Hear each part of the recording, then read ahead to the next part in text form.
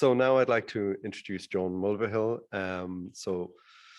As the digitalization lead for Siemens in Ireland, Joan continues to be at the forefront of driving technology adoption in Ireland. So I'm going to cut it short and hand it over to Joan. She's got a lot more to say than I do. I will just say one thing. We've had a technical difficulty. Our bell doesn't work anymore. So we're on the paper back to manual and the digital side of things. So Joan, it's all yours. Thanks, Ryan.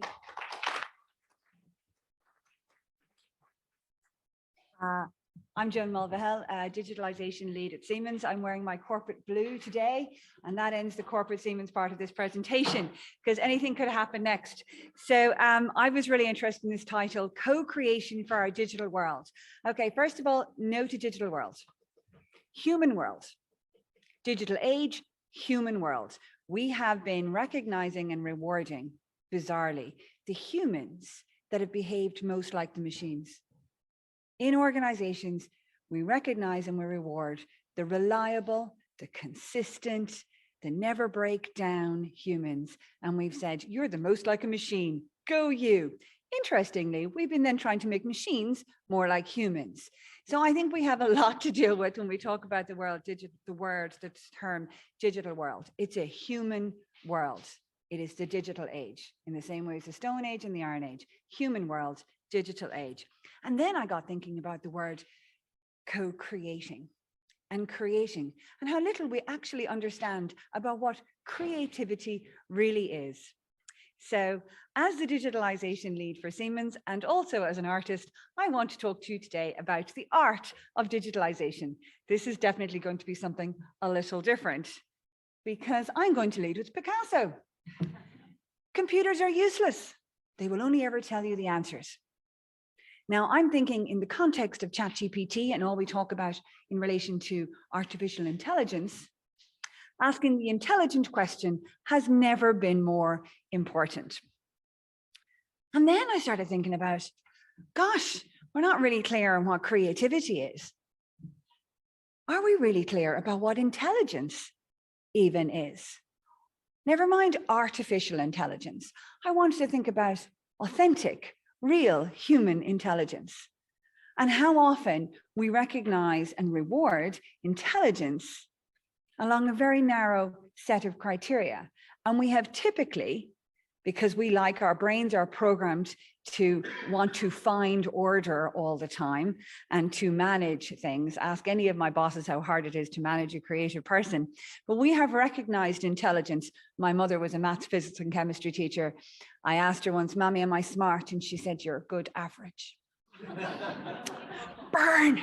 I'm her only non-STEM child, because we typically recognize intelligence that is analytical intelligence, that very logical, ordered intelligence about, is this someone who can take on a huge amount of facts, absorb all of those, and make judgments, make rational comparisons and contrasting of that data. We have recognized practical intelligence, and we've said, oh yes, well, they might not be very book smart, but they're very good at getting stuff done. We recognize practical intelligence, those people who can look at something and just get on with it. And we have recognized wisdom, the sageness of old age and experience to make a judgment about whether or not something has worked. We're very good at being very judgy. But where we've not really recognized intelligence is creative intelligence. The idea of the novel. There's something that is novel and useful. But again, I didn't even like that definition of creativity because it is so narrow. It is still around novel and useful. So I started digging into defining creativity, and I went to the machine, as you do, and you ask, well, what is it? And you get all these different definitions. But I'm really, really glad that I attended a talk last week. Fusus Marcus, Joan actually came with proper research on a book. But I did not go to a library for that book. I did not go to a university for that book. I went to the RHA summer exhibition. If you haven't been, I strongly recommend you go. I went to listen to a talk by Catherine Barron, artist and author. This is the book, The OMAP. I listened to her entire talk. I've been reading it nonstop ever since. And I thought I'm going to use today to share the work of a great artist.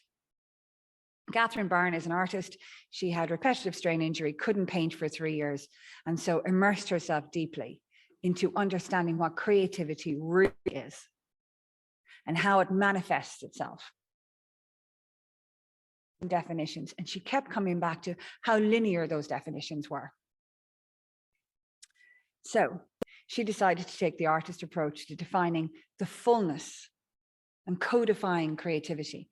And she said, it comes down to 3 primary colors, like all of art comes down to 3 primary colors. And here it comes down to 3 primary characteristics. What can creativity not exist? It cannot exist without these 3 things: awareness, playfulness, and making. And then I noticed where innovation sits. And we talk about being innovative. And is it over on the brain side with the mind? No, it's there between playfulness and making. So you need 3 things to create: mind, matter, and energy. Sometimes you're just using mind and energy. Sometimes you're using mind and matter. Sometimes you're using mind over matter. Oh no, that's different. That's an hallucination. Mind over. But anyway, I'm not going to go through all of this, but she's codified it all. And it's a really, really fascinating read and a really interesting model. But there was one lovely line, and she talked about, how we look at creativity typically in organizations or even in our research and our policies. And it all comes down to this quite linear definition. And she said, linear creativity is like seeing the world as flat. It isn't truthful because it isn't the whole picture. It just seems that way. No one has willfully created this flat earth perspective of creativity, but it is really, really hard to handle. And in some of those definitions, they literally talk about it is the fuse that lights the green shoot.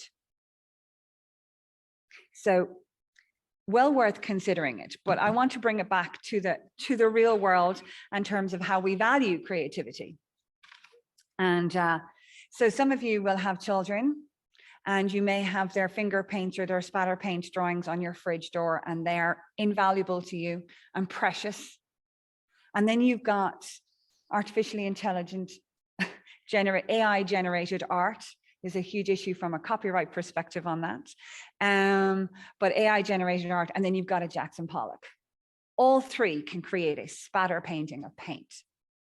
Why is one of them more valuable than the other 2? Conscious intention, our consciousness, our human values and intention. Because you see, the reason I wanted to talk about all of this today is I have a feeling, an artful knowing, that our organizations, whether they are public or private sector, are going to become more human. Because once we have digitalized, automated, and programmed everything that can be digitalized, automated, roboticized, and programmed, the only thing left for the humans to do in the organizations is that which is truly human. And that which is truly human is creativity and our conscious intention and our purpose. So I wonder, where are the creative people in our organizations? Where and what sphere do they operate? And I was brought by a colleague in Siemens to the work of Dr. Chris Seeley, who died a number of years ago. So it is always a privilege to be able to talk about her work posthumously. She is not gone in that sense, because we have this artful knowing. She looked at where the creative people have typically sat in organizations through organizational, I suppose, evolution. And typically we put the creative people in entertainment. Oh, they're really good at organizing, nice events, and we'll get them to the entertainment stuff, the frivolous bit. And then they let us into marketing. I include myself in that. That's where I started. My master's is in marketing, and they let us work in the shamefully coloring in department because we'd be good at stuff like that. And then we said, oh, no, there's room for other creative people. We'll call it design thinking to reassure the engineers when they have a crack at it. There's still thinking involved. You must be terribly, terribly smart. We'll put the brainy people, we'll let them do creativity, but we have to put the thinking in there so, they can hang on to some facts. Good Lord. Okay. Yes, I'm all for being data driven, but we should be human led. So design thinking, let's think our way to the solution. The interesting thing is we talk about insights, and Catherine Barron referenced this. The moment before an insight, and the psychologists did all the study and they've mapped all our brains, the moment before you have an insight, your brain goes really, really quiet. You do not think your way to an insight. It comes to you in the quiet, where the distillation of all of your life experiences happens. I've got 5 minutes to go. Christ on a bike, this is flying through. Anyway, artful knowing is that bit of the things that we have inside ourselves that we know, that we have acquired through a lifetime of experience and learning, that we just understand the difference between knowledge and knowing. So anyway, that is activity-based and sensed. Now, I need 4-quadrant boxes because that makes people feel like I'm really organized and prepared. So Kai Kippendorf has had this on adaptive innovation. I call it How Crazy Are You? Because he said the really, really cool stuff is in the crazy ideas. So, you know, we're looking at organizational strategy and we tend to go for winning moves. It's relatively easy to do and it's got really, really high impact. But what about the stuff that's hard to do?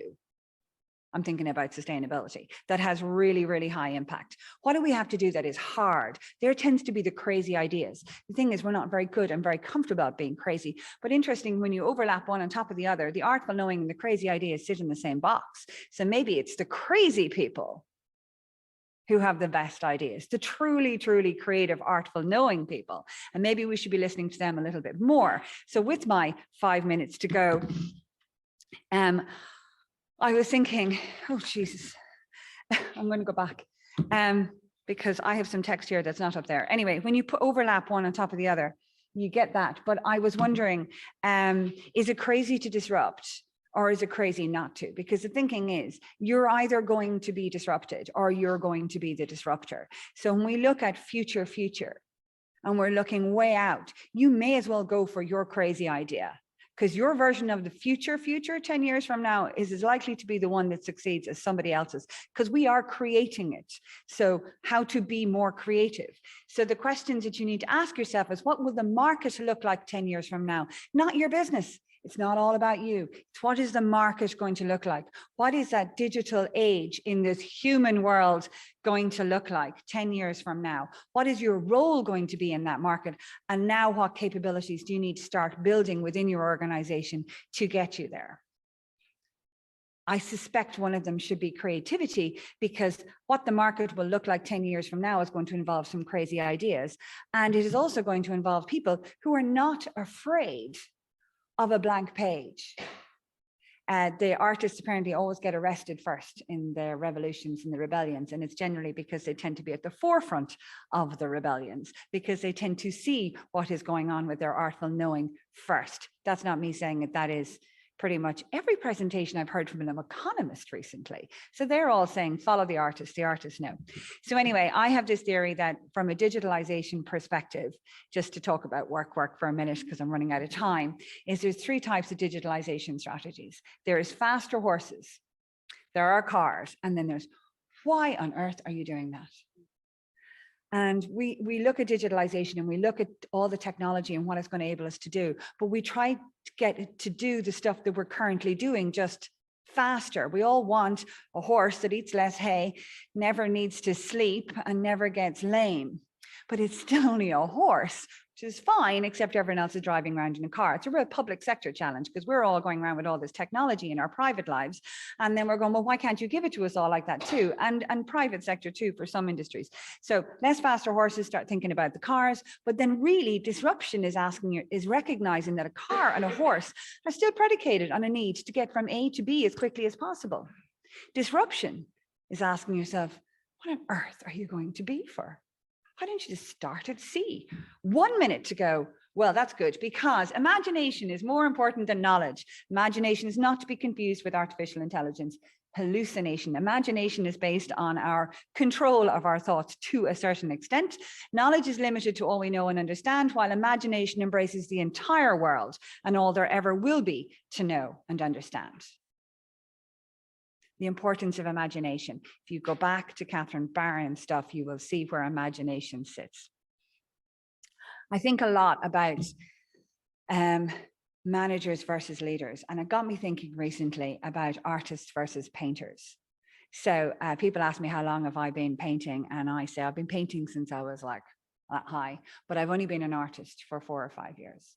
And the difference between the painter and the artist is the artist has figured out what they've got to say and that they have something to say. Loads of people can paint by numbers, or we can paint, and there's loads of people who are great painters who are not great artists, and there are loads of people who are great artists who are not great painters.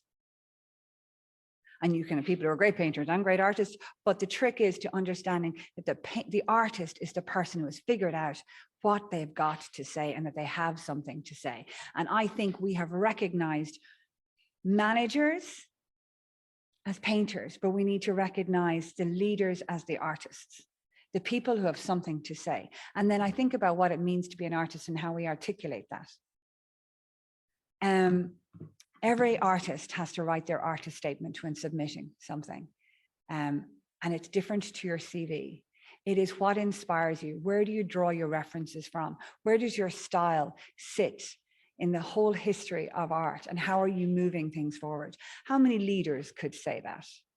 How many leaders could write a definition of, this is who I am as a leader? Not within this organization, not within, this is the methodology that we use, but what is my practice? Where do I get my inspiration from? How many people are very, very clear about who they are as a leader, and how could we borrow from the artist mindset to help us with that?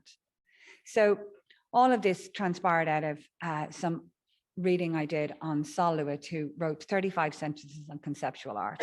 And I was just reading through them. They were all sounding incredibly familiar. And I realized that they were 35 sentences on innovation. And you could drop the word art out and put the word innovation into any one of those sentences, and it would totally stand up and make sense. So it struck me that possibly innovation is a conceptual art form. So when I heard Catherine Barron's talk last week and I saw innovation on her slides, I knew then that this was the place where it sat. And so we need to create a better culture that supports creativities in our organizations. We need to look at how we're preparing business managers and leaders through education and training to serve us better for that future.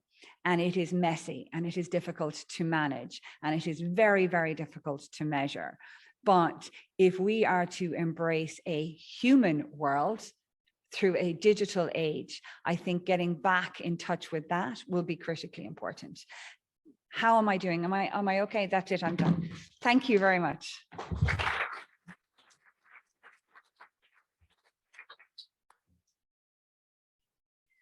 Joan, thank you very much for that really interesting and refreshing piece. I think as an artist with something to say, I think we certainly heard your message today. And I think I'll be buying the book, The OMAP by Catherine Barron, and your perspective of the human world, digital age. Thank you so much.